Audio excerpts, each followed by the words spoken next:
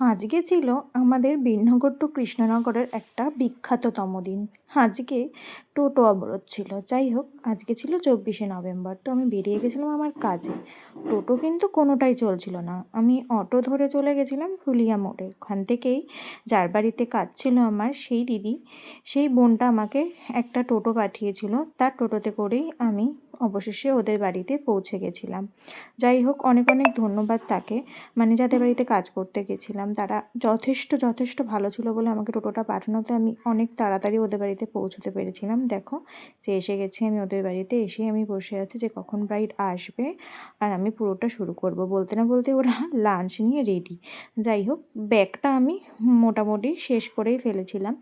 তারপরে নেক্সট হ্যান্ডের ব্যাগটা আমি স্টার্ট করেছিলাম।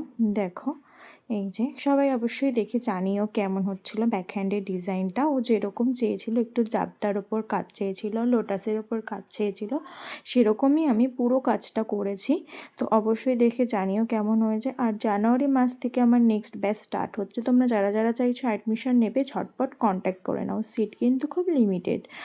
আর সামনেই নেক্সট ইয়ারের বুকিং কিন্তু অলরেডি ডান।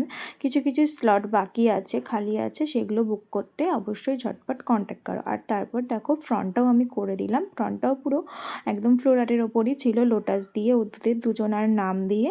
তো পুরো ডিজাইনটা তোমরা দেখে জানিও কেমন হয়েছে। আর আজকের লোকেশানটা ছিল আমার তাহেরপুরে। তো অবশ্যই দেখে জানাও কেমন হয়েছে, ওর কাছ থেকে শুনে নাও ওর কেমন লেগেছে। বলো কেমন লেগেছে? আমার তো খুব ভালো লেগেছে।